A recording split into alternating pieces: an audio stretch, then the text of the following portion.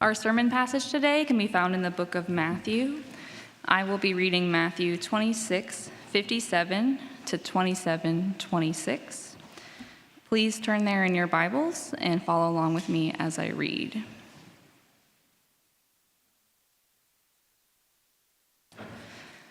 If you're able, please stand for the reading of God's word.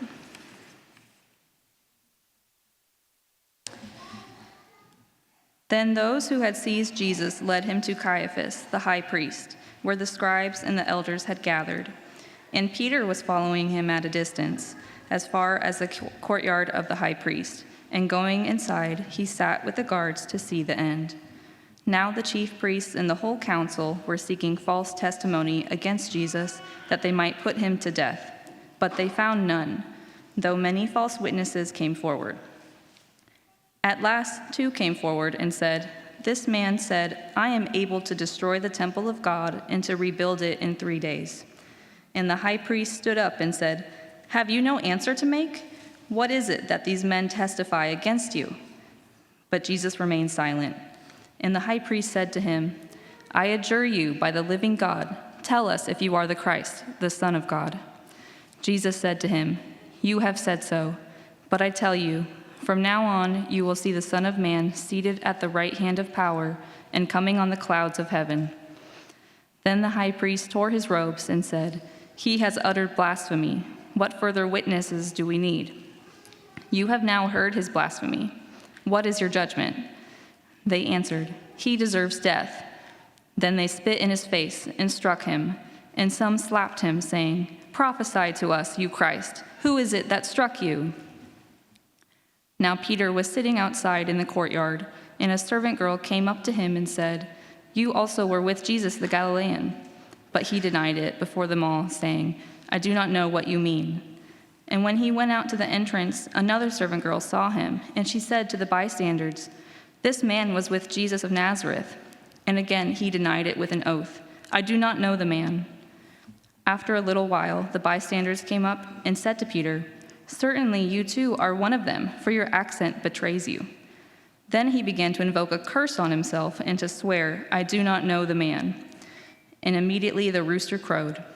And Peter remembered the saying of Jesus, "Before the rooster crows, you will deny me 3 times." And he went out and wept bitterly. When morning came, all the chief priests and elders of the people took counsel against Jesus to put him to death. And they bound him and led him away and delivered him over to Pilate the governor. Then when Judas, his betrayer, saw that Jesus was condemned, he changed his mind and brought back the 30 pieces of silver to the chief priests and the elders, saying, "I have sinned by betraying innocent blood." They said, "What is that to us? See to it yourself." And throwing down the pieces of silver into the temple, he departed, and he went and hanged himself. But the chief priests, taking the pieces of silver, said, "It is not lawful to put them into the treasury, since it is blood money." So they took a counsel and bought with them the potter's field as a burial place for strangers. Therefore that field has been called the field of blood to this day. Then was fulfilled what had been spoken by the prophet Jeremiah, saying, "And they took the 30 pieces of silver, the price of him on whom a price had been set by some of the sons of Israel, and they gave them for the potter's field, as the Lord directed me." Now Jesus stood before the governor, and the governor asked him, "Are you the king of the Jews?" Jesus said, "You have said so." But when he was accused by the chief priests and elders, he gave no answer.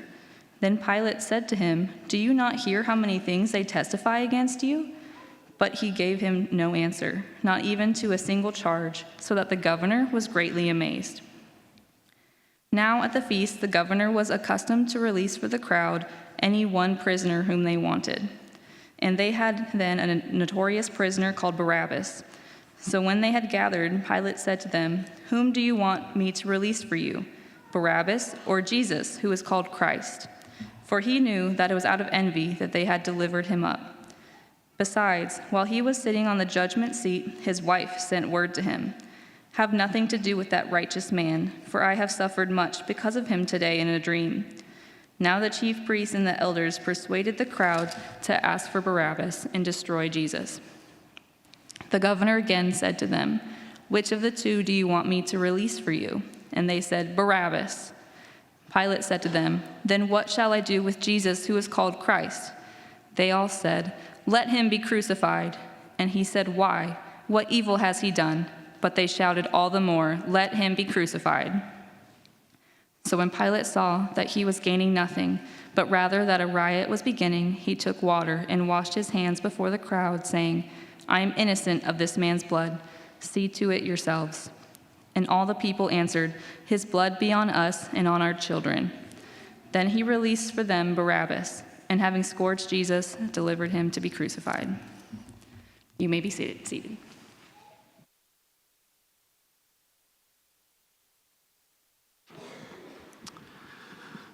Thanks, Sarah. Well, we are continuing our sermon series in the book of Matthew today. And as we do, like John mentioned last week, we're nearing the end. We've mentioned a few times that our plan as we continue to work our way through the book of Matthew, and as we work toward Matthew's account of Jesus' resurrection on Easter Sunday, just the way that the calendar kind of worked out as we were planning things out, that lined up well. And so that means then in these weeks leading up to Easter, we get the opportunity to walk through Jesus' betrayal, his trial, and his crucifixion. And so in one sense then, just the way that works out, these weeks leading up to Easter then are kind of like an Easter version of the Advent series that we often do leading up to Christmas, which I love that we do that at Christmas. And honestly, as I've thought about it this week, we probably should do that more often for Easter, like spending these weeks leading up to some of the most important holidays for us as Christians, remembering what it is that we celebrate and why that matters. In doing that, preparing our hearts to feel what we ought to feel as we celebrate what Jesus has done for us, not only in his birth at Christmas, but in his life, his death, and his resurrection that we celebrate at Easter. And so here, 2 Sundays out from Easter, we come to a part of the story of Jesus' crucifixion that in one sense is familiar. There's a lot of things in here, as Sarah was reading through this, that are familiar stories, but at the same time, within the context of the bigger Easter story, can kind of get overlooked. And so, the thing is, these 45 verses that Sarah just read for us here in chapter 26 and 27, they're not just filler to get from Jesus' betrayal to his crucifixion. Matthew has a point here in our passage this morning that he means for us to see. And so the question is, what is Matthew's point in Jesus' trial? Why do these verses matter within the bigger picture of what Matthew's been trying to do since chapter 1?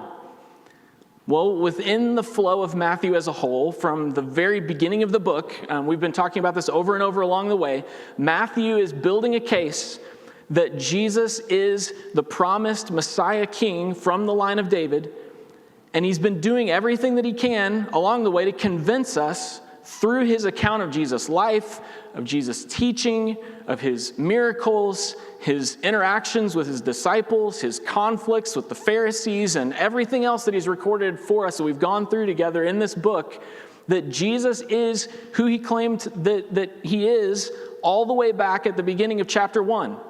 That Jesus is the Christ, that he's the promised Messiah King from the line of David. But in doing that, Matthew's also showing what that means. He's showing us what it means that Jesus is the Messiah in that sense. It doesn't mean what a lot of people in Jesus' day thought that it meant. They thought that it meant that he was coming to save them from the Romans and reestablish the kingdom of Israel. But Matthew's point is what we saw back in Matthew chapter 1, verse 21, that Jesus was born as the Messiah King from the line of David to save his people from their sins. And so all through this book then, for almost 26 whole chapters now, Matthew's been making his case that this is who Jesus is, and this is what he came to do. And so as we come to Jesus' trial here then in chapter 26 and 27, it's literally time to render a verdict. Who will people say that Jesus is? Will they receive him as their king, or will they reject him? And so as we go through our passage this morning, that's what we're going to see happening over and over again through these verses. We're going to see different groups of people and different individuals give their verdict on Jesus. And in one sense, the verdict that they all give is shocking, right? Like we know where this is all headed, and Sarah just read it for us. Everyone, like every single person, one by one, rejects Jesus as their king. But here's the thing in that. The way Matthew tells this story highlights the irony of what's going on here. Like in rejecting Jesus as the promised Messiah king from the line of David, they actually prove him to be exactly who Matthew has been saying he is all along. And in rejecting him, they ultimately cause to happen the very events that lead to his enthronement as king. And so don't miss this. Like, because that's true, that means that one day Jesus is going to be the judge at their trial, at the final judgment. And so it might look like Jesus is the only one who's on trial here in these verses, but actually the way that Matthew tells the story here, the point is that everyone else is on trial as well. And so the question in our passage this morning over and over again is who's innocent and who's guilty? Which again, we know where this is headed. And so the question is, as we think about the implications of this, like how in the world can it possibly be anything other than a tragedy that the one who is shown to be innocent through everything that happens here is ultimately condemned to death by those who show themselves to be guilty? What we're going to see here is that far from being a tragedy, Jesus' trial is actually a powerful and beautiful picture of the gospel. And so you can see there on your handout where we're headed this morning. First, we're going to see the bad news in Matthew's account of Jesus' trial. And so, like we know this, for good news to really feel like good news, we have to first understand the bad news, right? And so we're going to start there and see how not only is Jesus' trial a verdict on who he is, it's a verdict on who we are. Not just the different people passing their verdict on Jesus back then, but us as well. Us here right now this morning in this room. But then we're going to look at the good news in Jesus' trial.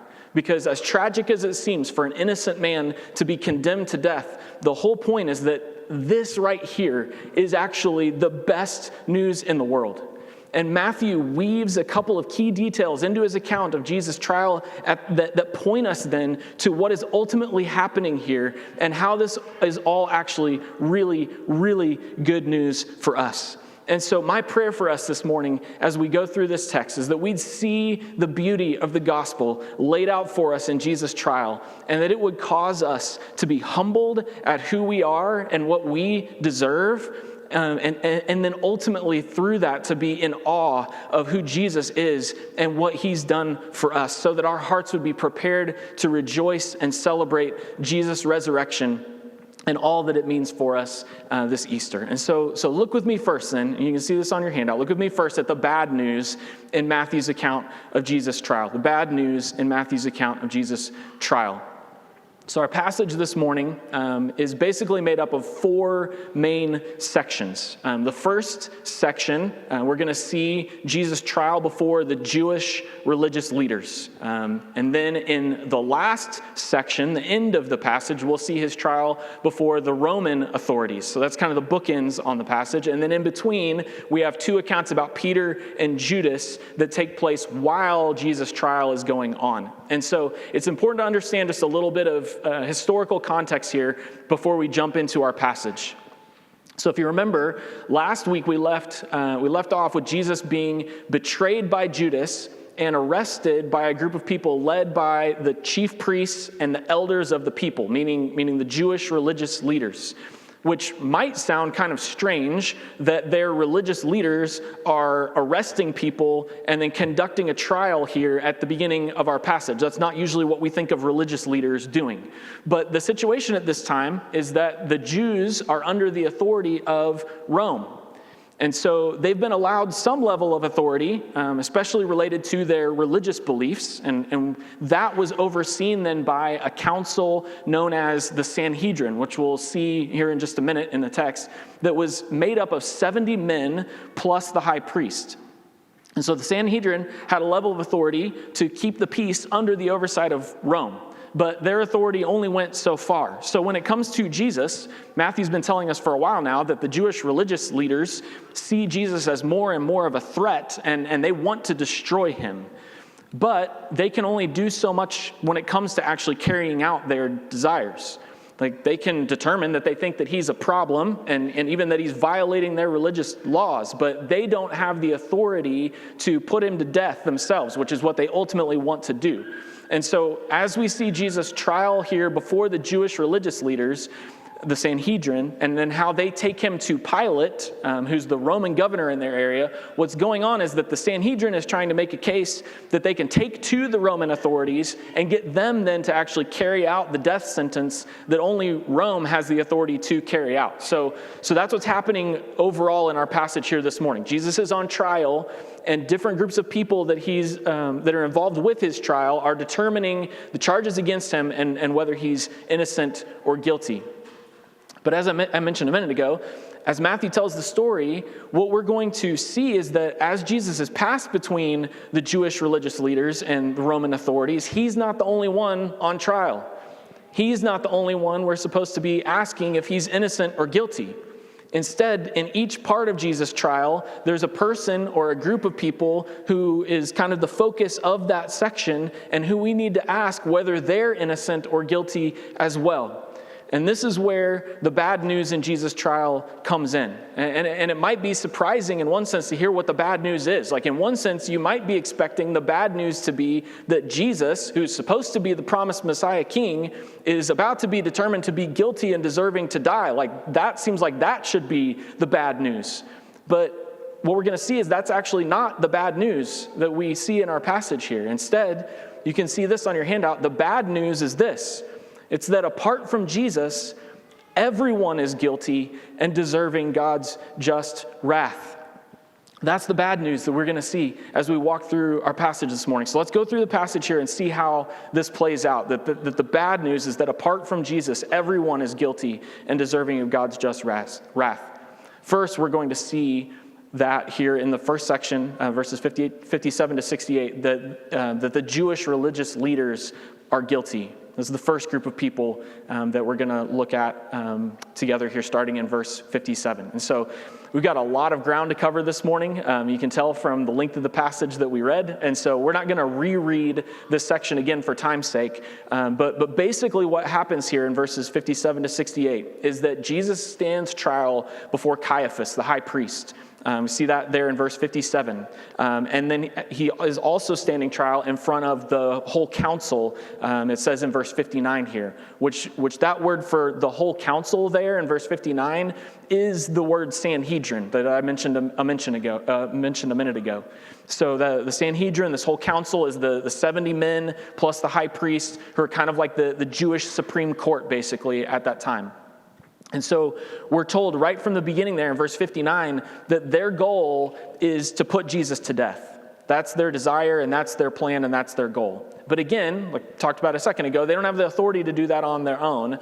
And the only way that they're going to be able to convince the Roman authorities to put Jesus to death is if they can put together a case against him that proves that he's guilty and that he deserves to die. And so the way that works in their system then is that they need at least 2 witnesses who have a consistent testimony of something that Jesus had said or done that makes him guilty and that makes him deserving of the death penalty. And so first, in verses 59 and 60 there, they have trouble finding 2 people whose stories line up. But then if you look at verse 61, finally it says 2 witnesses come forward saying, "This man said, I'm able to destroy the temple of God and to rebuild it in 3 days." And so the thing is, Jesus did say something at least sort of like this that's recorded for us in John chapter 2, verse 19. But it's interesting because when you compare their accusation here with what Jesus actually said in John chapter 2, it seems like even these witnesses are at least exaggerating what Jesus said to make this accusation here. But either way, Jesus doesn't respond to the accusations that are being brought against him. And so the high priest finally puts Jesus under oath. Like, that's what's happening there in verse 63 when he tells Jesus that I adjure you by the living God. Like, He's putting him under oath, like in a courtroom. And so specifically, what he's putting Jesus under oath to tell them is whether he's the Christ, it says there in verse 63, whether he's the Christ, the Son of God.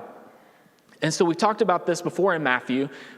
In the high priest's mind, those two terms would have been synonymous. So the Christ, we've talked about several times along the way, is the Greek term or the Greek form of the term of the title Messiah. So he's asking if he's the Messiah. And the Son of God, the title that he uses there, and in our minds, we kind of think if he's asking if he is the Son of God, but in their minds, this is a title connected back to 2 Samuel 7, verse 14, and Psalm 2, verse 7, that say that God will call the promised Messiah king from the line of David that is promised in those two passages, that he'll call him his son.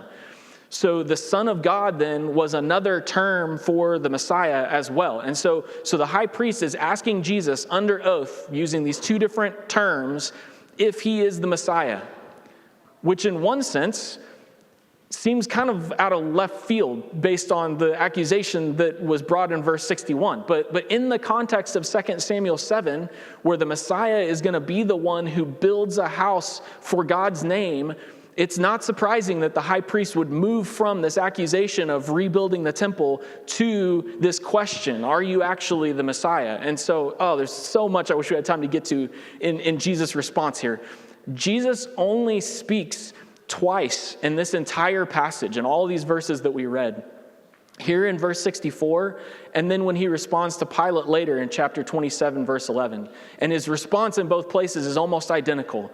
His response to the high priest question here, you can see there in verse 64, he says, "You have said so." And so in effect, like what he's saying there in the phrase and how that's translated, what he means is a qualified yes I am, but you mean something different by that than what I would mean by that. That's different than what I would say. And so then here he's going to explain what he means by what he would say in using that term for himself that's different than what the high priest means when he uses that term. And what he does is he uses language from Psalm 110, verse 1, and from Daniel 7, verse 13. He says this, he says, "You have said so, but I tell you, from now on you will see the Son of Man seated at the right hand of power and coming on the clouds of heaven." And so Jesus uses another term for the Messiah here to define who he would say that he is when he uses the term Son of Man for himself, when he's understanding that he is the Messiah king. What he means is that he's more than just a human king who will rule over one little kingdom here on earth. He means that he's the promised Messiah king who's going to sit at God's right hand and rule over the eternal, universal kingdom that's promised to the Son of Man in Daniel chapter 7. And like, don't miss what he's saying here. He's saying that's not just something that's going to happen sometime in the future, at some point in the future. He's saying it's about to happen right now. He says, from now on. Like, this is huge. We'll come back to this later. But for right now, the high priest gets what Jesus is saying here. He gets the claim that Jesus is making. And in one sense, in the context of what's happening here, it plays right into the high priest's hands. Because he hears that Jesus is claiming things that God alone can claim. Which if anyone else were to claim those things, it would be blasphemy. And that's what the high priest says here, which according to Leviticus 24 deserves the death sentence. And so the high priest then turns to the rest of the Sanhedrin and asks for their judgment, and they hand down their verdict there in verse 66 that Jesus deserves death. Like, their verdict is that Jesus is guilty. And so here's the thing. All through this section, we're given details, though, that turn their whole verdict on its head. First, there's a number of details that Matthew's audience, his original audience, would have picked up on that you need to be familiar with how a trial like this was supposed to go to pick up on some of these details here. And so here's just a few of the Sanhedrin's own rules that they break here in Jesus' trial. Number one, trials were to be held during the daytime, not at night like we see here. Number 2, trials were to take place in a specified courtroom, which the palace of the high priest, where they are here, is not one. Number 3, trials were to begin by hearing the case for the defense, not with accusations. Number 4, trials were not allowed to reach a conviction on the same day as the trial began, which meant that trials were not supposed to take place on the eve of a Sabbath or a festival like the Passover, like is happening here. And so for anyone familiar with how trials like this were supposed to be conducted, the details that Matthew includes along the way are like one red flag after another, that the Jewish religious leaders are breaking rule after rule after rule in Jesus' trial. Not only that, but look back again at verse 59. We're told right at the beginning of Jesus' trial that the chief priests and the whole council were seeking false testimony against Jesus that they might put him to death. And so not only is the whole trial unfair from the beginning because the Sanhedrin has already made up their mind what the outcome's going to be before the trial even starts, like don't miss that even in looking for witnesses against Jesus, they're looking for false testimony against him. Like they know that their witnesses are going to need to be able to stand up in court when they go to the Romans. So they know they have to at least find 2 witnesses whose stories line up with each other, but they're not looking for legitimate witnesses. It says they're looking for false witnesses, which not bearing false witness is one of the 10 commandments. And on top of that, Deuteronomy chapter 19, verses 18 and 19 say this. It says, "The judges shall inquire diligently, and if the witness is a false witness and has accused his brother falsely, then you shall do to him as he had meant to do to his brother. So you shall purge the evil from your midst." Which not only did the Sanhedrin not do this in looking for these false witnesses, they're the ones seeking out the false witness in the first place, so those verses should be applied to them as well. Not only that, but look at what the high priest does then in response to Jesus' statement in verse 64.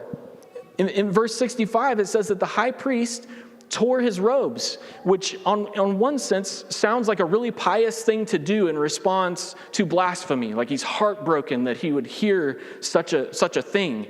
The only problem is Leviticus 21 verse 10 says this: "The priest who is chief among his brothers, on whose head is the anointing oil, or the anointing oil is poured, and who's been consecrated to wear the garments, shall not let the hair of his head hang loose, nor tear his clothes." So in trying to seem righteous, he does something he's not supposed to do. So, like, do you see what's going on here? Like, all through Jesus' trial before the Jewish religious leaders, they're trying to prove that Jesus is guilty and deserving of death, but the way they go about it proves the exact opposite. Specifically, that they're guilty, even to an extent that the death penalty should come down on them. So that's the first part of the bad news here in Jesus' trial, that the Jewish religious leaders are guilty. That's just the beginning. Next, we see that Peter is guilty as well. Again, we don't have time to go through this line by line, but this is a familiar part of the story. And so we saw this last week when Jesus was initially arrested. All of the disciples left him and fled. But at the beginning of our passage this week in verse 58, if you look back there real quick, you'll notice that Peter apparently found a way to sneak back around and hang on the fringe of the crowd to get into the high priest's courtyard and see what would happen to Jesus. And so we get that little preview in verse 58, and then here in verse 69, then we pick back up with that. We shift focus from Jesus during his trial before the Sanhedrin, and we get to see what's going on with Peter then in the courtyard as Jesus' trial is going on. And so it turns out that what's happening to Peter is that he's going through a trial of his own, right? He gets recognized by some people in the crowd, first in verse 69 by a servant girl, and then another servant girl, it says in verse 71, and then in verse 73 by some bystanders that are there as well. And so the irony in this here is that while Jesus is standing before the most threatening accusers a Jew could face, standing in front of the high priest and the Sanhedrin and facing their accusations, Peter is standing in the courtyard before the least threatening accusers that somebody could think of in that context. Like in that context, a servant girl would have had no authority whatsoever and that should have made Peter afraid. And so, to be fair, at the same time, if Peter did get recognized as one of Jesus' disciples and Jesus did get sentenced to death, like it could turn into a dangerous situation for Peter. And so we're somewhat sympathetic with the fear that he feels. But at the same time, like we're meant to see the contrast in who Jesus is standing before and who Peter is standing before. And so like, we know how this story plays out then. When people in the crowd think they recognize Peter as one of Jesus' followers and question him, Peter denies Jesus 3 times, right? The first time is in verse 70, and he just denies it there and says, I don't know what you mean, which that's not good. That's a lie. He does know what they mean, and he is who the servant girl thinks that he is. But then the second time, he digs the hole deeper. Look at verse 72 here. It says he denies being with Jesus with an oath, it says, which we saw earlier in Matthew, back in chapter 5 in the Sermon on the Mount, that Jesus taught that his followers shouldn't use oaths at all, that our word should be trustworthy on its own, that anything more than yes or no, Jesus said, comes from evil. And so Peter's not only lying, he's adding oaths to the lie to try to cover up the lie and digging the hole even deeper in his second denial. But he doesn't stop there. The third time, if you look at verse 74, Matthew says that Peter began to invoke a curse on himself and to swear, I do not know the man. And so the words invoke a curse there mean to condemn something to destruction. And so the question is, what is Peter condemning to destruction here? And so the ESV, the version that we're reading from here, says that Peter is invoking this curse on himself, as if he's putting himself under a curse if he's lying. But the on himself there in the ESV isn't actually in the original. Like it doesn't specifically say who Peter is invoking this curse on. And so it could be on himself. That's one possibility. It could also be on the bystanders who are questioning him, that he's calling down a curse on them.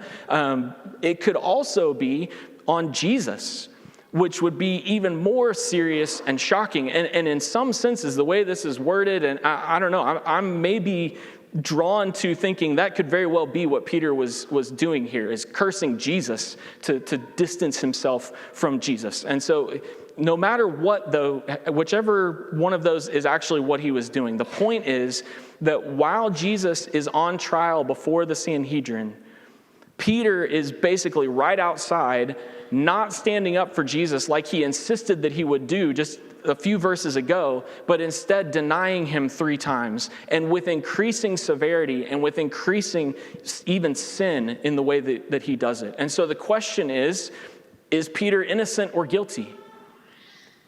Based on what we see here, what he does here, we have to say he's guilty, right? And he knows it. Like as soon as he denies Jesus the 3rd time, a rooster crows just like Jesus had told him would happen, and he realizes what he's done, and it says he goes out and he weeps bitterly, like he knows that he's guilty.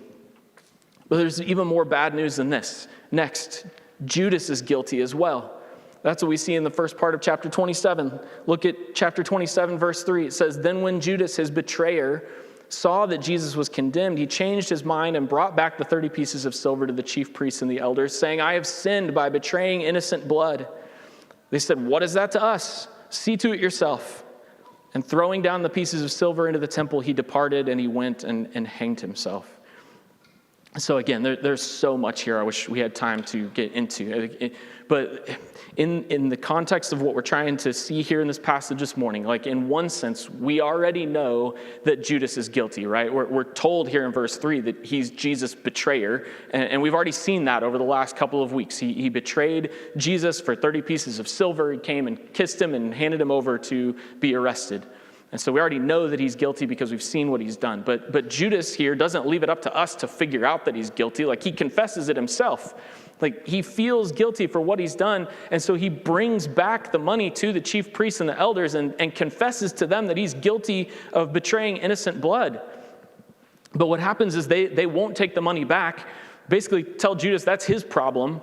And so Judas throws the money into the temple and leaves and hangs himself. And so the point here in this is not that Judas was actually repentant And we see that in this contrast between Peter and Judas. Like in putting Peter and Judas back to back here, Matthew means for us to compare their grief over their sin. Later on, Peter's grief leads him back to Jesus, and he's eventually restored by Jesus. But Judas' grief leads him to try to atone for his own sin, first by trying to return the money, and then ultimately by taking his own life. And so the point in all this is, again, the question is Judas innocent or guilty? And from what we see here, the answer again is he's guilty. And the bad news just keeps coming. Next we see that Pilate is guilty. And so jumping down to chapter 27, verse 11, Jesus stands trial now before Pilate, the Roman governor, who's the one who actually has the authority now to carry out the death sentence that the Jewish religious leaders have already pronounced.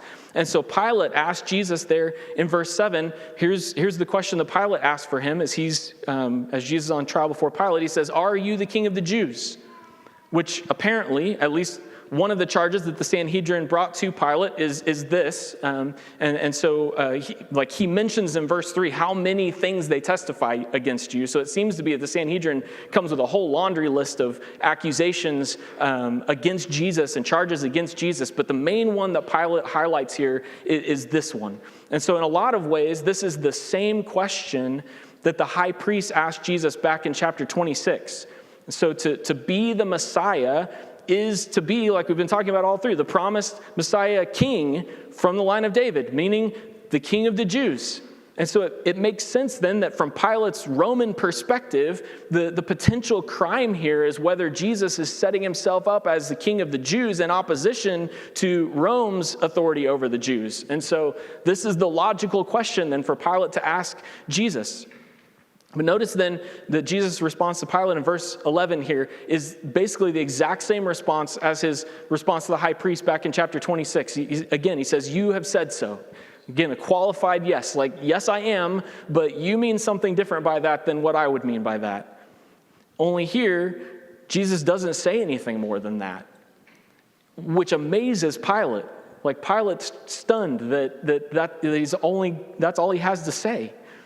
And what's interesting is it really seems like from that point, Pilate is pretty convinced that Jesus is innocent. And he tries to come up with a way to let Jesus go. But this isn't the only evidence that Pilate has that Jesus is innocent. Like we're also told in verse 18 here, in chapter 27, verse 18, that Pilate knew that the Jewish religious leaders delivered Jesus up out of envy.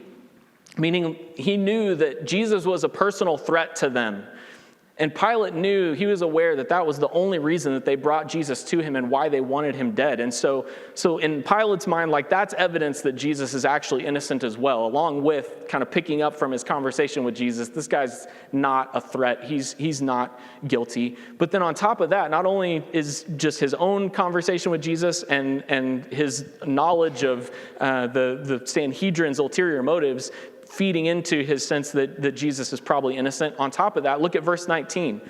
Verse 19 says, while he was sitting on the judgment seat, so while Pilate is in his courtroom interview with Jesus, Pilate's wife sent word to him, "Have nothing to do with that righteous man, for I have suffered much because of him today in a dream."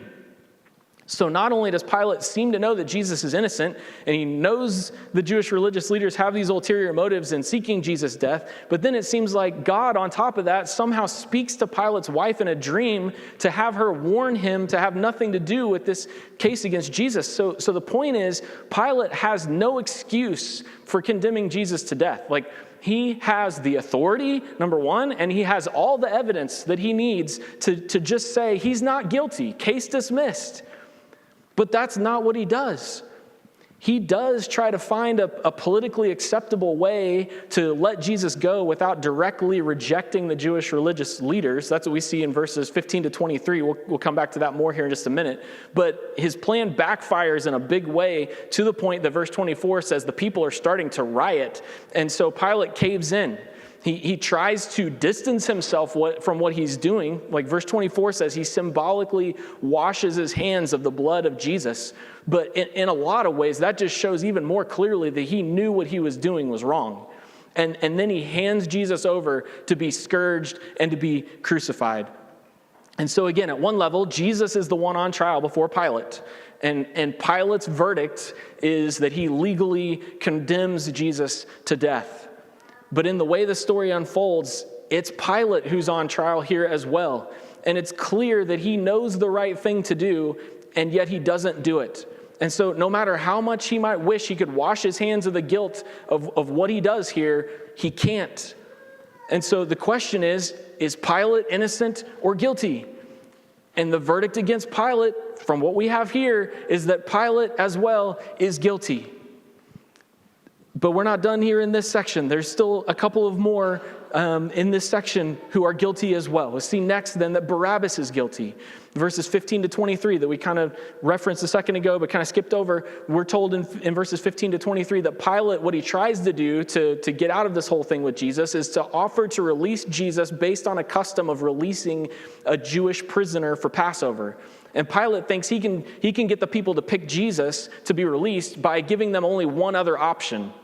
And the option that he gives them is a man named Barabbas, who, if you look there at verse 16, we're told that Barabbas is a notorious prisoner. And so the point is that Barabbas is not an innocent man who is falsely accused. Like, he's a real criminal, and everybody knew it.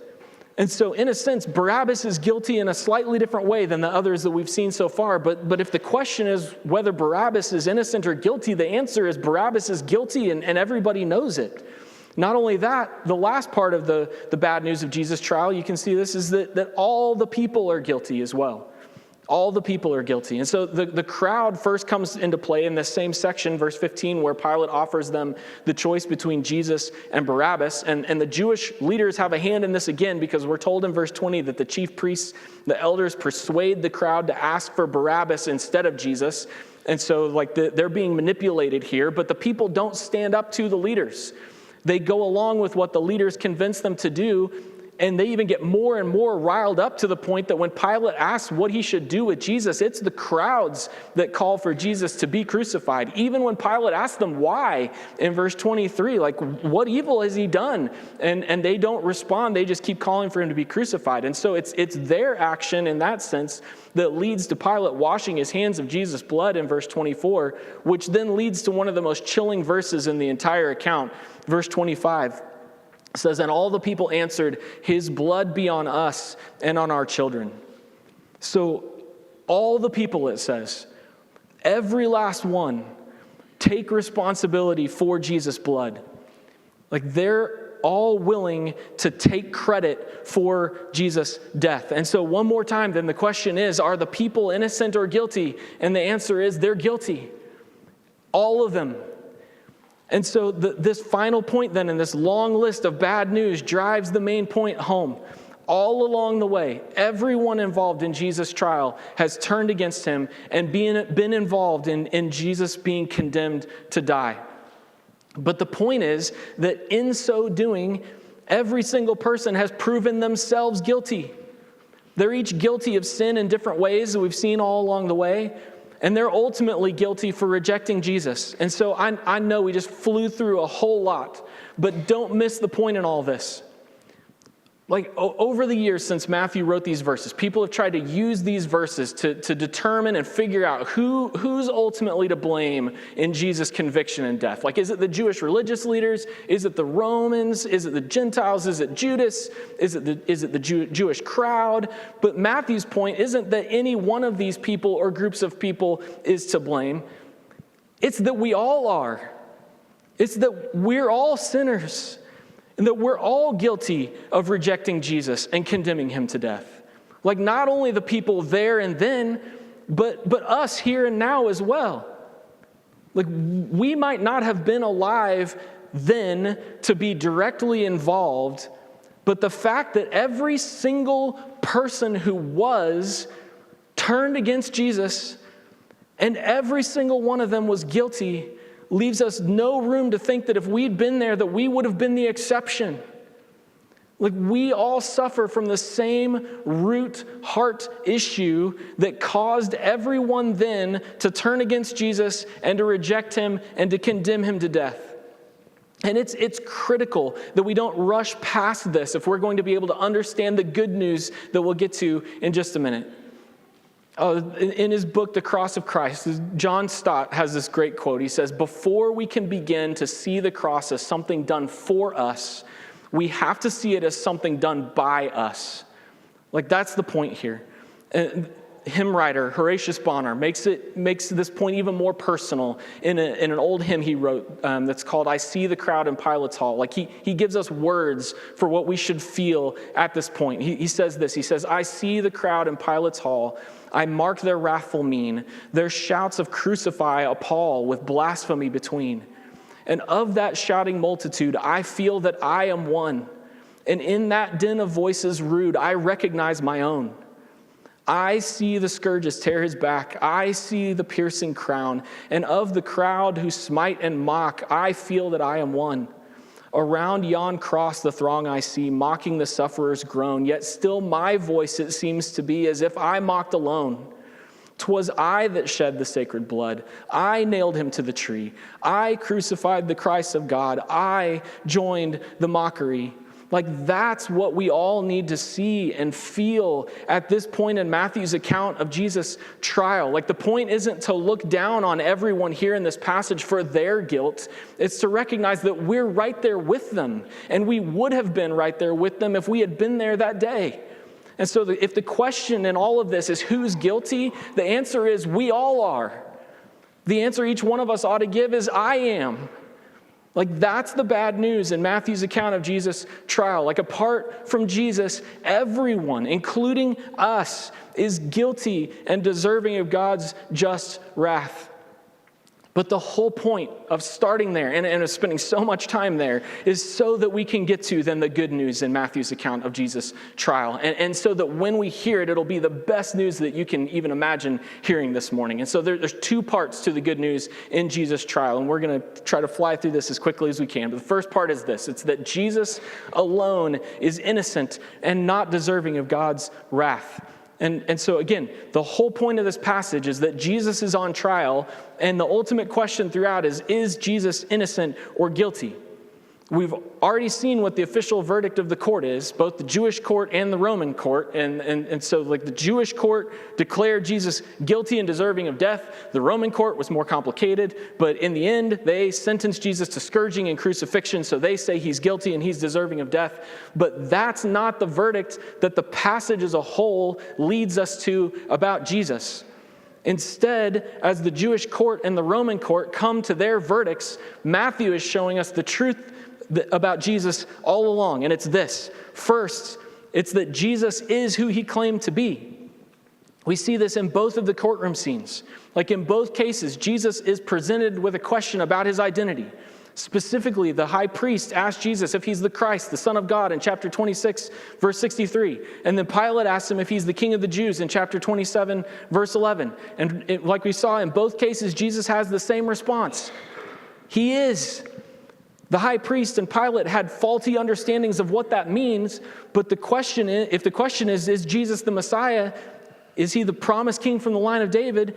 The answer is yes. That's exactly who Jesus is. Like, that's who Matthew's been proving Jesus to be throughout this entire book up to this point. And so by the time Jesus is faced with these questions here, we know that Jesus is right when he answers these questions the way that he does. So even though the high priest thinks that Jesus claiming to be the Messiah is blasphemy, and even though Pilate doesn't take Jesus' claim to be king seriously enough to condemn him for it, we know that their verdict is actually wrong, and Jesus is telling the truth. Like, he is who he claimed to be.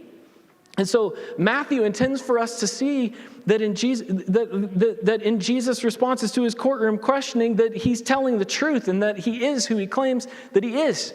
And so I mentioned this earlier, there's all kinds of irony in the fact that Jesus is who he claimed to be in the context of his trial here.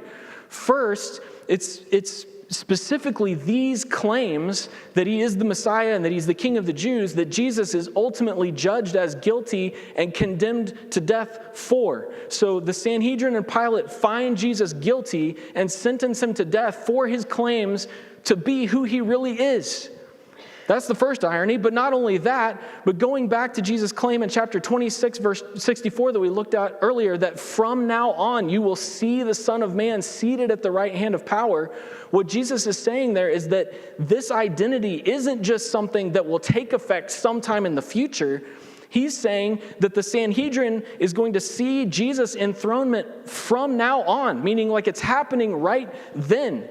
And so what we're going to see in the next couple of Sundays is that Jesus' crucifixion is actually his enthronement ceremony.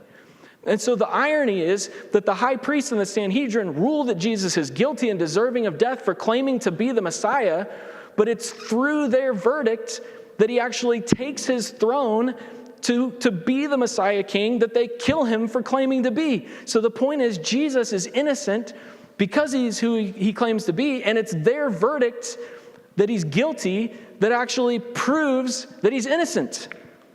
Which leads then to the second way that Matthew shows that Jesus is the one innocent one in this trial. And I should have come up with a better way to say this. Jesus is innocent because he's innocent. What I mean to say here is that that Matthew specifically tells us that Jesus is innocent. Like, he uses that word here in this section in Matthew 27, 1 through 10, to specifically tell us that Jesus is innocent. And so he wants to make sure that we know that that's the verdict. And he does so, he tells us that Jesus is innocent on the lips of one of the last people that we would expect to hear it from in this passage. Again, saw this already when we were looking at Judas. Chapter 27, verse 4, when Judas sees that Jesus is condemned by the Sanhedrin, he comes to the chief priests and the elders and tells them that he's sinned by betraying innocent blood. And so, in case we miss the point that Matthew's making in his account of Jesus' trial, and in case we're tempted to say, well, Judas was one of his disciples, maybe he knew things about Jesus that not many other people knew, so maybe he knew that Jesus was guilty in some way, and that's why he betrayed him. Instead, Judas himself specifically says that Jesus was innocent. So, like, in a lot of ways, if somebody else had directly said this, we might have reason to question whether their testimony was trustworthy. But for the person who betrayed him to ultimately confess that he's innocent is kind of hard to ignore. So the thing is, Judas might be the one that says it specifically, but all throughout this passage, Jesus is proven to be innocent as well. Like, the Sanhedrin couldn't even find two consistent false witnesses to bring charges against Jesus, much less a true one. The only charge they could find at all was something that he said that was misunderstood, and then his claim to be who he actually was. Even in the end, Pilate asked the crowd, what evil has he done? And no one can give him an answer because there isn't one. So all the way through, the question with each person we've talked about is, are they innocent or guilty? And so for Jesus, he's the main one this passage is focused on. If we're asking that question about him, Jesus is the only one that the answer is he's innocent. The thing is, it's really important that Jesus is innocent. It's really, really important for him to be innocent. We'll talk more about why in just a minute, but it's also important that Jesus is more than just innocent. That being innocent just means he's not guilty. It means he doesn't have a debt to pay. But it's also important that we see here in Jesus' trial next that Jesus is righteous. We see this specifically when Jesus is before Pilate, and Pilate's wife sends word to him in chapter 27, verse 19, to have nothing to do with that righteous man. So the point here is that Jesus isn't just innocent. It's only that he's not guilty. It's that he's positively righteous. Like, not only has he not done anything to be judged guilty or condemned to die, all throughout his entire life, he's only done what's right. Where everyone else since Adam and Eve have been born sinners who then actually sin, Jesus is the one person who's ever been born righteous and then who lived a perfectly righteous life. Like, that's the verdict that he should have received at his trial. Not only not guilty, but righteous. Like, God gave Pilate's wife a dream so that his testimony about Jesus would be clear in Jesus' trial.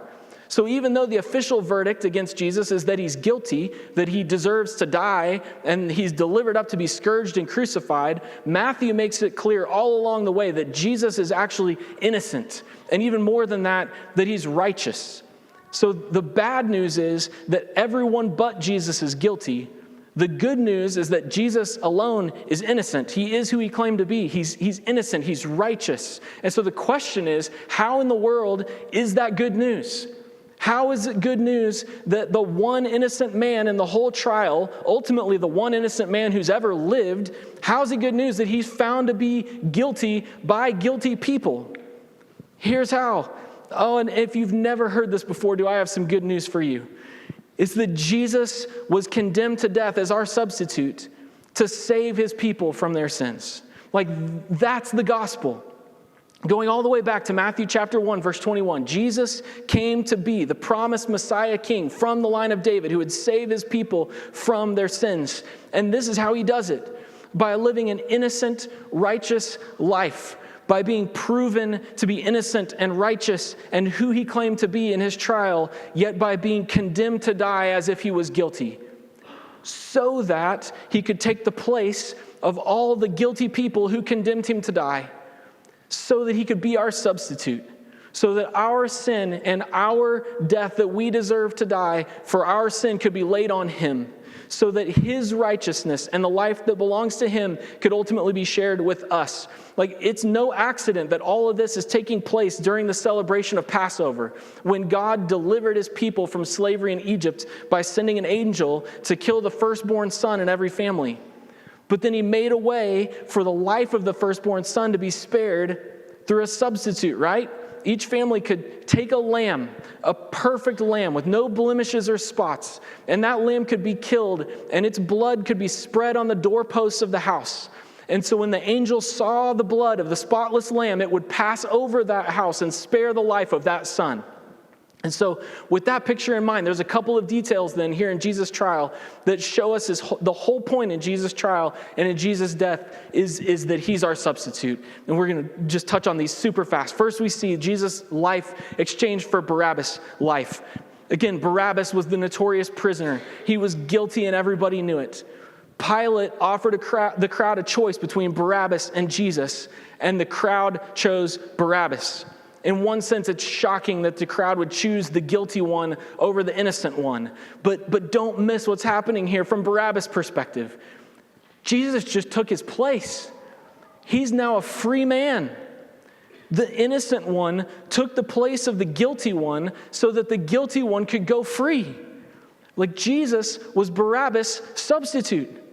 And I don't think it's a coincidence that Barabbas' name means son of the Father.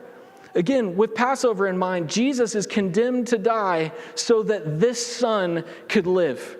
Like, it's a picture of the gospel in Jesus' trial. He takes Barabbas' place as a preview of how he's about to take our place and become our substitute. But that's not the only detail in Jesus' trial that points to Jesus as our substitute. We see it also in the people's statement, his blood be on us and on our children. I mentioned earlier how, in one sense, it's the most chilling statement in this entire passage. Again, the point is the crowd is knowingly taking full responsibility for Jesus' death.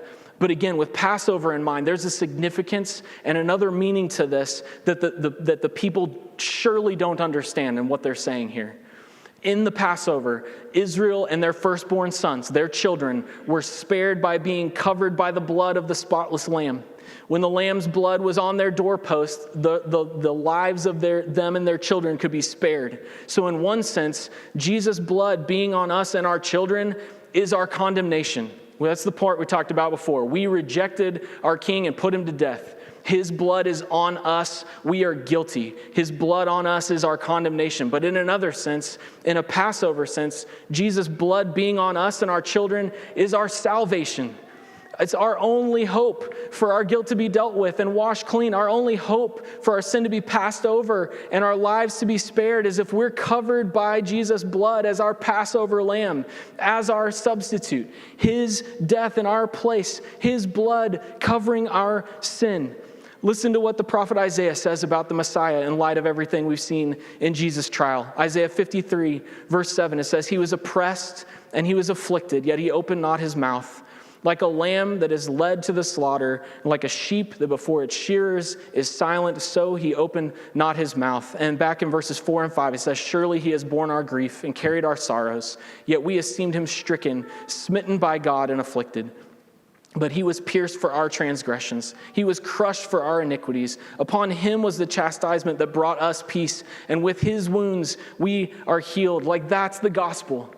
That's the point of Jesus' trial. The innocent, spotless lamb declared guilty by the guilty ones and sentenced to death so that his blood can become the means of forgiveness and salvation for the very ones who put him to death. Like, that's really good news. Because apart from Jesus, every one of us is in the bad news category. We're all guilty and deserving of God's just wrath.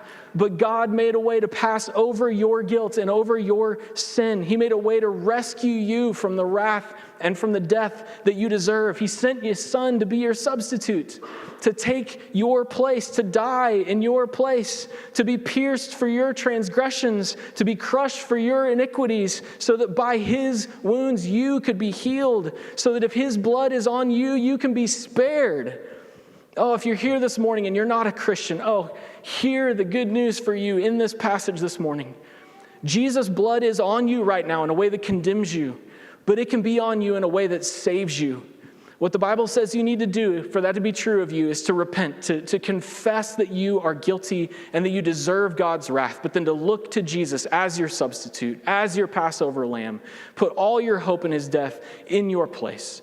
You can do that right where you are. Just cry out to God and ask him to forgive you and cover your guilt with Jesus' innocent, righteous blood. If that's you, please don't leave this morning without talking to someone about what to do next. Like, come find me when we're done, or ask someone around you. Would love to talk to you about what it means to be a Christian. For those of us who are here this morning who are Christians, I pray that this reminder in the gospel of the gospel and Jesus' trial would be what our hearts need this morning.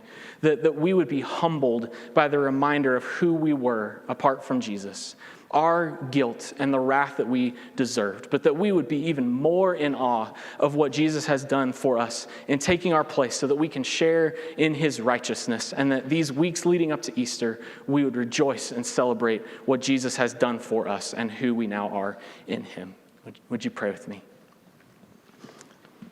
Father, thank you for this good news that we see even in spite of the bad news in Jesus' trial. Father, humble us with our guilt apart from Jesus, that apart from him, every one of us here would stand deserving death, would stand guilty before you, not only for our actual sin that we've committed, but for rejecting him as our king. That's what we deserve. That's how we stand before you apart from him. But because of him, because he lived the perfect, innocent life in our place, and then he went to this trial and was condemned as guilty in our place, he could be our substitute. And his blood can go from being on us in a sense that condemns us to being on us in a sense that saves us. So, Father, I pray that you would cause us to rejoice, cause people even in this room now to repent and put their trust in Jesus as their substitute. Remind us of who we are in him, Father, and all that that means for us this week and in the weeks ahead as we prepare our hearts for Easter. Thank you, Father, for this good news. Pray that you would apply it to us in the ways that we need this morning. In Jesus' name, amen.